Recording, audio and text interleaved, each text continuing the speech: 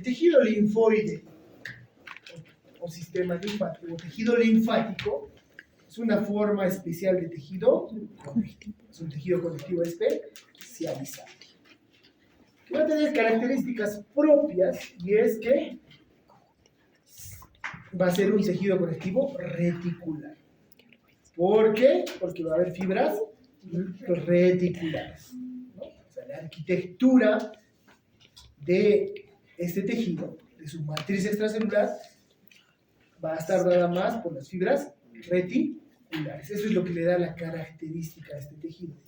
Excepto el timo, ¿no es cierto? El timo no tiene fibras reticulares, eso lo hemos dicho antes.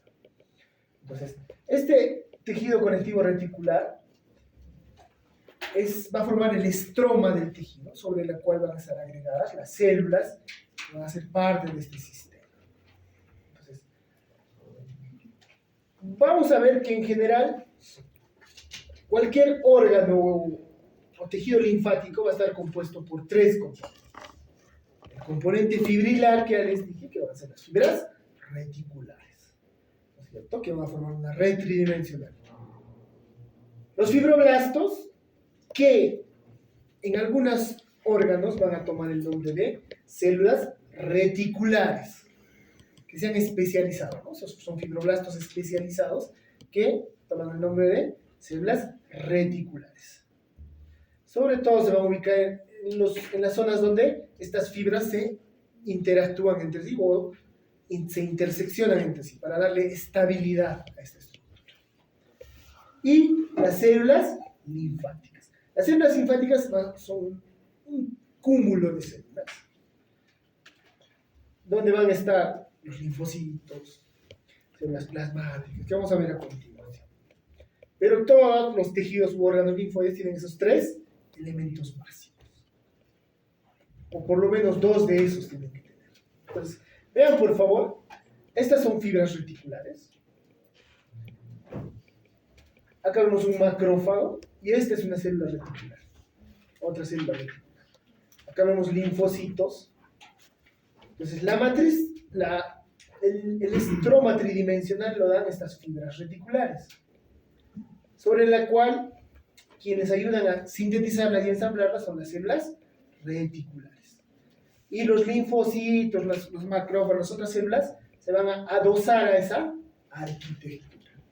Esta es una vista tridimensional y esta sería una fotomicrografía. Ya saben que con la tinción habitual no vamos a poder ver las fibras reticulares, pero sí podemos ver estas células estrelladas, ¿no? Estas células estrelladas son las células reticulares, ¿ya? Y el resto son células linfáticas que están circulando adosadas. Claro, las otras modalidades. Esta es una larga estrellada, esa es la célula reticular. ¿Los que esto señala la flecha? No, esta de acá, la que señala la flecha 2. Toda la que señala la flecha 2 son células reticulares. Las células, lo que señala la 3, por ejemplo, ya es otro tejido. Entonces, ahora, el tejido linfático, entonces hemos dicho que tiene esos tres elementos básicos. Pero se puede distribuir de formas diferentes de acuerdo a qué predomina, ¿no? Puede haber un tejido linfático difuso, tejido linfático cordonal y un tejido linfático folicular o nodular. O sea, difuso es cuando no forma un órgano propiamente, ¿no? Sino está distribuido en otro tejido. Por ejemplo, ¿dónde podemos encontrar algún tejido linfoide distribuido en forma laxa, difusa? En la dermis, en la lámina propia del tubo digestivo. Vamos a encontrar células o formaciones de tejido linfático en forma difusa, no tan organizada. Ahí vamos a tener tejido linfoide asociado a mucosas, por ejemplo. ¿Ya?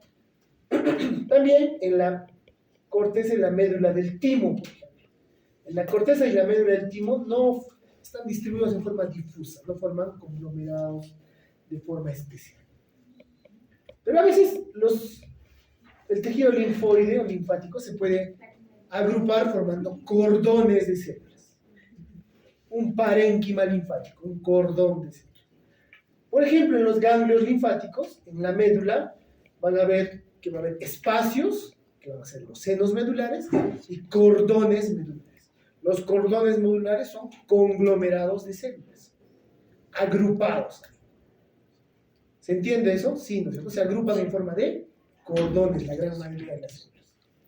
O en la pulpa blanca del vaso también se va a organizar de esa manera. Pero a veces este tejido linfático puede formar nódulos o folículos. Es decir, agrupaciones en forma redondeada. ¿No? ¿Dónde podemos encontrar eso? En la corteza de los ganglios linfáticos, por ejemplo, en la pulpa blanca del vaso, en las amígdalas o en las placas de piel. ¿Pueden ver esa estructura redondeada? Ese es un nódulo linfoideo, que puede ser primario o secundario. Eso ya lo vamos a ver más adelante a qué se refiere. ¿No? Entonces, podemos encontrar tejido linfático en forma difusa, sin formar conglomerados, pueden formar cordones o pueden formar nódulos. ¿No? Y la mayoría de los órganos linfáticos van a ser una mezcla de estos. No hay un órgano que tenga solo un solo tipo usualmente, excepto, por ejemplo, la piel, por ejemplo, donde está en forma difusa, ¿no? Pero incluso el tejido linfoide asociado a mucosas tiene a veces formaciones nodulares. ¿Se entiende eso, no es cierto? Veremos qué. Ya hemos hablado de tejido linfóide, ¿no es cierto? De sus elementos. Ahora vamos a hablar del sistema linfático, el sistema linfóide. Entonces, el sistema linfoide ya no solo agrupa, en realidad, solo a los tejidos linfoides, va a agrupar o va a estar compuesto por un grupo de células, tejidos y órganos que vigilan las superficies corporales y los compartimentos internos y que tienen una capacidad de reaccionar a sustancias nocivas o extrañas. O sea, ya no solo involucra al tejido linfoide propiamente dicho. ¿Por qué? Porque el neutrófilo, por ejemplo, también tiene la capacidad de reaccionar frente a sustancias nocivas. Ahora, si bien es cierto, el neutrófilo no vive en los tejidos linfoideos primarios, va a ser parte del sistema linfático. ¿Se entiende, no es cierto? O sea, ya el sistema linfático es mucho más amplio. Va a incluir a los tejidos linfoides propiamente dichos, pero va a incluir a otras células como los linfocitos, los macrófagos, los neutrófilos, los mastocitos. Toda célula que ayuda en la defensa del organismo. Entonces, el sistema linfoide, el sistema linfático es mucho más amplio que solo el tejido linfoide. ¿Se entiende, no es cierto? Pero, a partir de esto van a hacer un concepto que va a ser la inmunidad. ¿Qué es ser inmune? La inmunidad se va a definir como la capacidad que tiene nuestro organismo de reaccionar a cualquier molécula externa. Eso va a ser inmunidad. ¿Ya? La capacidad de que nuestro cuerpo pueda reconocer y reaccionar frente a moléculas extrañas en general. O sea, pueden ser moléculas orgánicas, inorgánicas, de cualquier tipo. Entonces, todas las células y las moléculas responsables de nuestra inmunidad, o sea, que le dan esta capacidad, van a constituir el sistema inmunitario. Y su respuesta se va a denominar respuesta inmunitaria. No es lo mismo sistema inmunitario y sistema linfático, por definición, como pueden ver. Mientras que el sistema linfático incluye los tejidos, las células, los órganos, el sistema inmunitario incluye a las células y las moléculas responsables de la inmunidad. ¿Se entiende, no es cierto? Y la respuesta que dan estas células y moléculas es la respuesta inmunitaria. ¿Qué moléculas tenemos parte del sistema inmunitario? Por ejemplo, los anticuerpos. Moléculas del complemento. ¿Ah? Ahora, el sistema inmunitario en nuestro organismo tiene dos bien definidas. El sistema inmunitario innato y el adaptativo.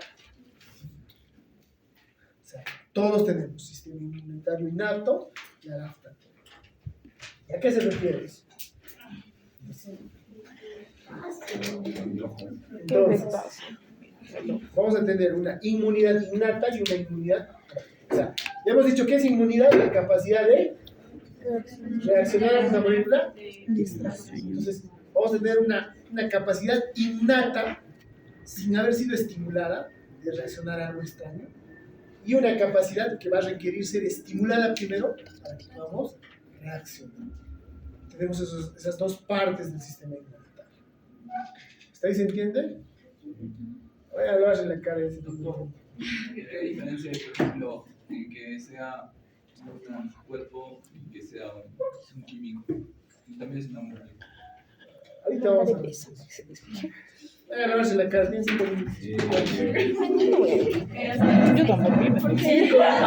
Como 5 minutos.